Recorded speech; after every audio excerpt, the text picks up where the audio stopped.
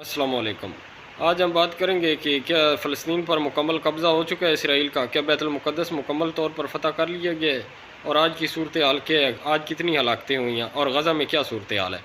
ہماری ویڈیو اسی طرح ہی ڈیلی آتی ہیں اور دنیا میں جدید تحقیق اور انکشافات کے مطابق ویڈیو اپلوڈ ہوتی رہتی ہے۔ ہمارے چینل کو سبسکرائب کیجیے گا اور ویڈیو کو اینڈ تک لازمی دیکھیے گا۔ بہت بہت شکریہ۔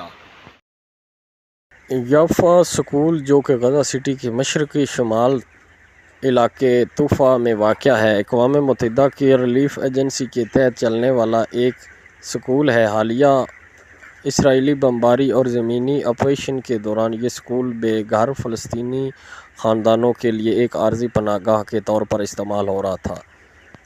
23 اپریل 2025 کی صبح کو اسرائیلی فضائیہ نے ایک یا زیادہ میزائلوں کے ذریعے اس اسکول کو نشانہ بنایا اور حملے کے وقت اسکول میں درجنوں خاندان مقیم تھے، جن میں خواتین، بچے اور بزرگ شامل تھے۔ اسکول کے اندر عارضی خیمے لگائے گئے تھے جہاں لوگ سو رہے تھے۔ حملے رات کے آخر پہر یا صبح سویرے ہوا جب زیادہ تر لوگ سو رہے تھے۔ حملے کے بعد اسکول میں آگ لگ گئی جس سے خیموں کو جلا دیا۔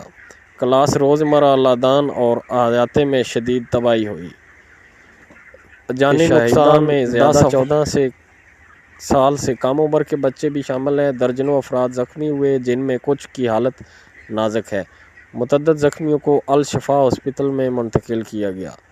بین الاقوامی رد عمل۔ اقوام متحدہ اور دیگر عالمی اداروں نے اس حملے پر تشدد و تشویش کا اظہار کیا۔ اقوام متحدہ نے کہا کہ یہ اسکول محفوظ زون کے طور پر رجسٹرڈ تھا اور اس پر حملہ بین الاقوامی انسانی قوانین کی خلاف ورزی ہے۔ ہیومن رائٹس واچ نے مطالبہ کیا کہ اس واقعے کی بین الاقوامی تحقیق ہونی چاہیے۔ تنازع۔ یہ حملہ ایسے وقت میں ہوا جب غزہ میں مسلسل بمباری اور فوجی کارروائیاں جاری تھیں۔ اسرائیل کا موقف ہے کہ وہ صرف عسکری ٹھکانوں کو نشانہ بنا رہا ہے، مگر متعدد بار شہری عمارتوں، اسپتالوں اور اسکولوں اور ریلیف مراکز نشانہ بن چکے ہیں۔